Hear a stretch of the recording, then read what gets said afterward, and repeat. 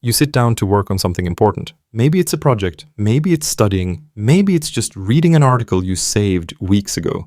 5 minutes in, you're already reaching for your phone, not because something urgent came up, but because it's automatic. You check nothing in particular, scroll for a bit, and suddenly 20 minutes are gone. When you can't finish anything. By the end of the day, you've been busy for hours, but somehow finished almost nothing that actually mattered. And here's the part that quietly stings. You want to focus, you're not lazy, and you definitely care about your goals, but your brain just won't cooperate. The 10-second attention span.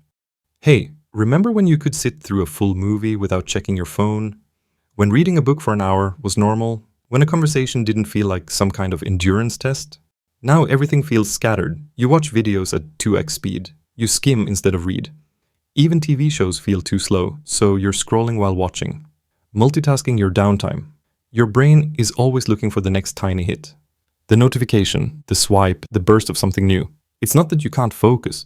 The focus is still there. It's just been trained to crave instant, effortless stimulation. It's not just you. If this sounds familiar, you're not broken, you're not weak, you're not uniquely undisciplined. This is just your mind doing what it was built to do.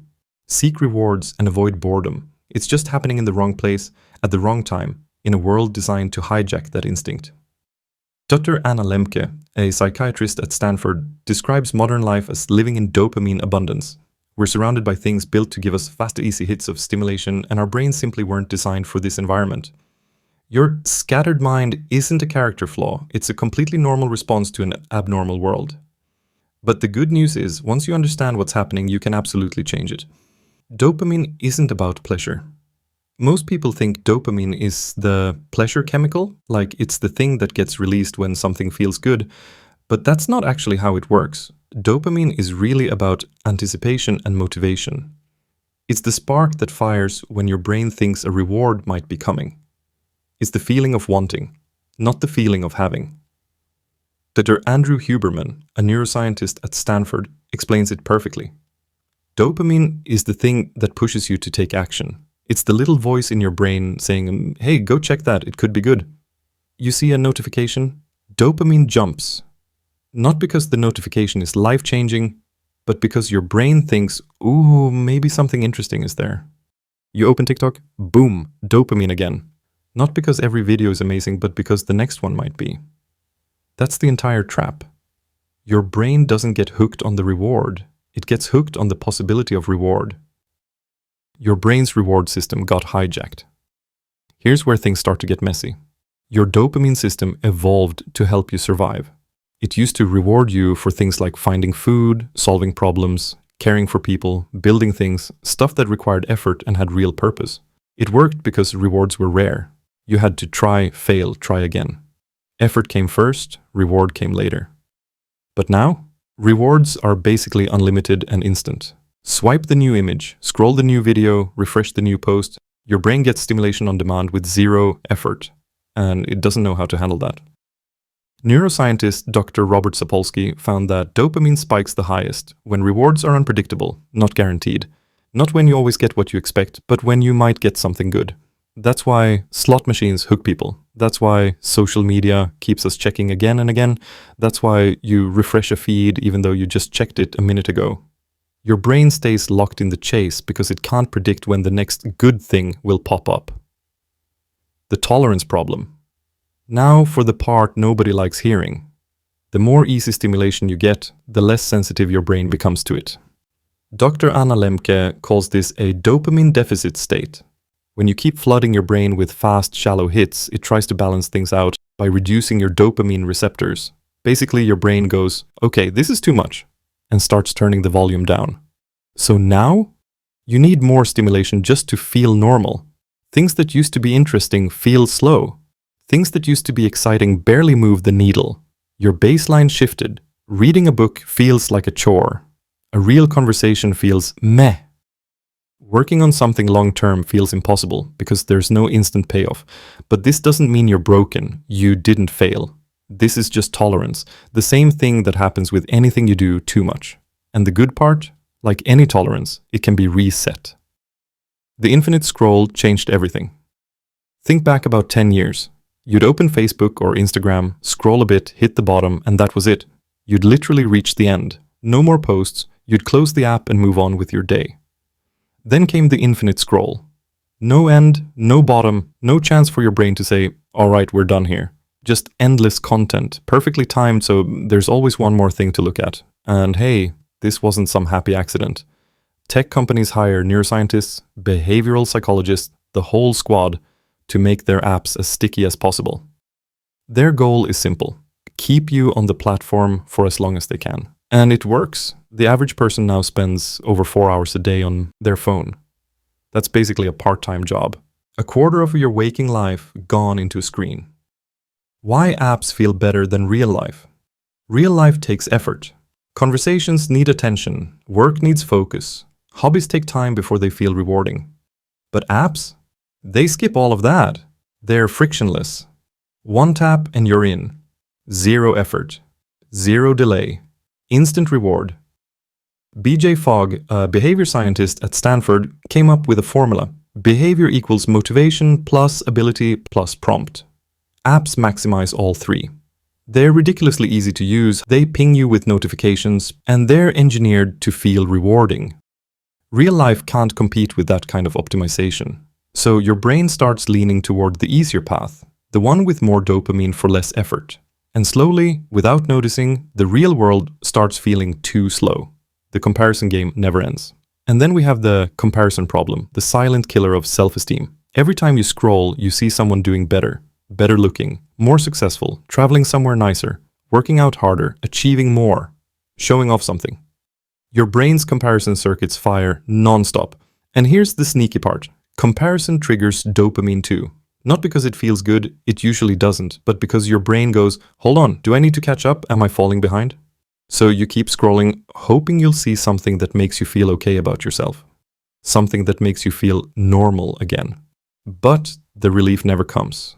The feed never ends. And the comparison game resets with every swipe. When nothing hits like it used to. You ever sit down to play a game you used to love and 10 minutes later you're already bored? Or you start a movie and halfway through you're on your phone again? Well, you're not imagining it. This is something called anhedonia, basically, when things that used to feel good don't really hit anymore. It's not that the activities suddenly became worse, it's that your brain's reward threshold got pushed so high that normal life just can't reach it the way it used to. Dr. Anna Lemke talks about this as the pleasure-pain balance. When you blast your brain with easy, fast dopamine all the time, your system pushes back and tilts toward the pain side to stay balanced. That's why everything starts feeling dull, muted, or kind of lifeless. Your brain isn't broken, it's just overwhelmed. Starting things but never finish. You've probably got a list of goals, books you want to read, skills you want to learn, projects you wish you could finally start, but every time you sit down to actually do one of them, your brain suddenly goes, that feels hard. How about we do literally anything else? And before you know it, you've talked yourself out of it and slipped back into something easier. This isn't laziness, not even close. It's a dopamine-driven motivation issue. Tasks that demand slow effort don't give instant rewards. Your brain, trained on quick hits, labels them as low value. So it automatically nudges you towards something fast, stimulating, and effortless. That's why you can scroll for an hour without blinking, but struggle to focus on meaningful work for 10 minutes. One feeds the instant gratification system, the other requires patience your brain hasn't practiced in a while. The afternoon brain fog. You know that weird moment in the afternoon when your brain just powers down? You feel heavy, unfocused, kind of useless, like you've suddenly lost 50 IQ points. Part of that is decision fatigue. You've been making tiny choices all day long. What to click, what to watch, what to respond to, what to open next. Those micro decisions add up and your brain gets tired. But the bigger issue is an overstimulated brain. All those tiny dopamine hits from scrolling, checking, tapping, they drain your system's sensitivity. So when it's time to do something that matters, there's just no spark left. Your brain's been spending all day on small things, and now the big things feel impossible. Willpower isn't the answer. Here's what doesn't work. Trying to white-knuckle your way through it. You tell yourself, I just need more discipline. I'll resist the urge. I'll stay focused. And maybe it works for an hour, a day, but eventually you crack. Because willpower is a limited resource. Psychologist Roy Baumeister's research on ego depletion shows that self-control drains over time. Every time you resist a temptation, it gets harder to resist the next one. You can't fight your brain's wiring with willpower alone. It's not that you're weak, it's that willpower was never designed to carry the whole load. Your baseline is off. Think of your dopamine system like a thermostat. When everything's balanced, normal activities, work, conversation, exercise, feel rewarding. But when your baseline is thrown off by constant stimulation, those same activities don't register anymore. It's like trying to taste salt after eating junk food all day. Your taste buds are overwhelmed. Of course, everything else tastes bland by comparison. Your brain needs to recalibrate, and that doesn't happen through force, it happens through environment change. Fighting biology never works. Your brain isn't malfunctioning. It's doing exactly what it's built to do. Chase rewards, avoid discomfort, and conserve energy. Trying to discipline your way out of that is like trying to overcome hunger by telling yourself not to feel hungry. Biology wins every time, you know.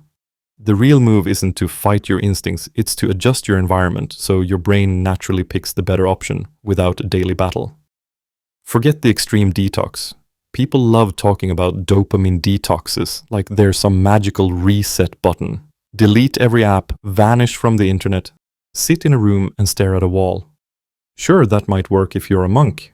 For normal humans, it lasts 48 hours and then you rebound harder than before.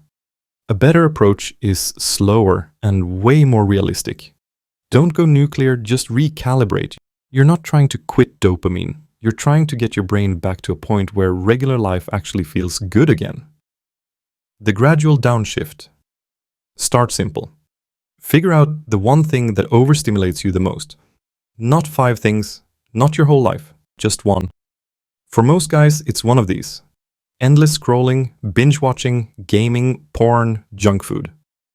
Once you've picked the main culprit, cut it back a little. Not fully. Just enough that your brain stops expecting that constant hit. If you scroll 3 hours a day, drop it to 2. If you watch YouTube every night, make it every other night. It'll feel uncomfortable. Your brain is used to a faster drip. That discomfort is the system rewiring itself, not you failing. What actually works? Here's where most people mess up. They remove the habit but replace it with nothing. And then they wonder why they slide back. If you're cutting a behavior down, plug something else into that space. Read, stretch, walk, journal, call someone. Anything that nudges your brain towards slower, calmer rewards. Make the good habit easier. Make the old habit harder. Put your phone across the room. Put a book where your phone used to be. Tiny environment tweaks do more work than all the discipline in the world. Lowering the bar on purpose. Your brain thinks focus means 2 hours of deep, uninterrupted work. No wonder it resists. Just lower the bar, like drastically. Tell yourself, I'll work for 10 minutes. That's it. No pressure, no expectation of finishing. Often starting is the hardest part, but once you're in, momentum kicks in. And even if you stop after 10 minutes, you've done more than 0. Sitting with the uncomfortable. Here's the hard truth. Retraining your brain requires boredom. Yeah, you heard it right. You need to sit with the discomfort of not being stimulated. Let your mind wander. Let yourself feel restless without immediately reaching for a distraction. Psychologist Dr. Mihaly, who studied flow states, found that deep focus only happens when you push through initial discomfort. The first 15 minutes always feel hard, but if you stay with it, your brain shifts into a different mode. That shift can't happen if you bail at the first hint of boredom. Rediscovering simple rewards. When your dopamine system recalibrates, simple things start feeling good again. A walk without headphones, a conversation without checking your phone, working on something for an hour and seeing real progress. These aren't thrilling, but they are satisfying in a way that scrolling never is. Dr. Anna Lembke talks about the difference between pleasure and satisfaction. Pleasure is quick and fleeting, but satisfaction is deeper and lasts longer. Once your brain remembers what satisfaction feels like, it stops chasing empty pleasure. Designing your environment. Cal Newport, author of Deep Work, talks about the importance of environment design. Your environment is constant, yet your willpower is limited. So make distractions harder to access. Block apps for a several hour. Use website blockers. Keep your phone in silent while working. On the contrary, make focus easier. Have a dedicated workspace. Remove clutter. Set up everything you need before you start. When your environment supports focus, you don't need to rely on motivation. The morning matters most. The first hour of your day sets the tone for everything else. If you wake up and immediately check your phone, you've primed your brain for distraction, You've told it, we're in reactive mode today. Try this instead. No phone for the first hour. Do something intentional, exercise, read, journal, make breakfast without scrolling. Also, get the morning sunlight. Move your body around. Dr. Andrew Huberman's research shows that those two help regulate dopamine levels naturally. You're literally giving your brain what it needs to function well. Finding flow again. Flow is that state where you're fully absorbed in what you're doing. Time disappears. You're not thinking about distractions. It's one of the most rewarding states your brain can experience, but it requires uninterrupted focus. To get into flow, you need to pick one task, remove all distractions, give yourself at least 90 minutes, push through the initial resistance. Flow doesn't happen instantly, but once you're there, your brain gets a natural dopamine release, the kind that actually feels good. Shift your brain. Look, you don't need some crazy 30-day challenge or a perfectly planned detox. You just need to start doing something different. First, just pay attention. When do you grab your phone without thinking? When you're bored, stressed, avoiding something? Don't beat yourself up about it, just notice. Most people don't even realize how much they're doing it until they actually look. Then make things slightly annoying for yourself. Log out of apps so you have to type your password every time. Delete the worst ones from your phone. You can still use them on your computer if you really want to. Turn off those notifications. It sounds simple, but that tiny bit of friction, it makes you pause. And in that pause, you might actually choose not to open it. That's where the magic happens. Here's the big one though. Replace the habit, don't just kill it.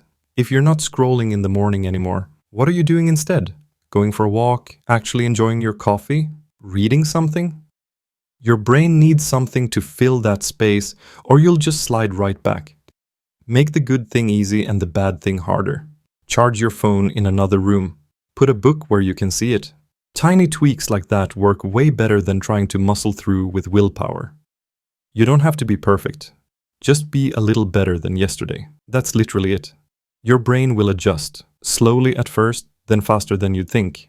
One small change leads to another, and suddenly focusing doesn't feel like you're fighting yourself anymore. It just feels normal again. You don't have to delete everything. Let's be honest, you're not going to throw your phone in a lake and move to the woods. You need your phone, you like watching shows, gaming is fun, social media has its moments, and that's totally fine. The point isn't to become some ultra-minimalist who only reads books by candlelight. It's just about not letting these things run your whole life. Use them on purpose, not on autopilot. Decide when you're going to scroll, how long, and then actually stop. You're in control, not the algorithm. The 80-20 rule for attention. Here's a simple way to think about it. Spend 80% of your time and attention on stuff that actually matters. Your work, your relationships, your health, things you're building.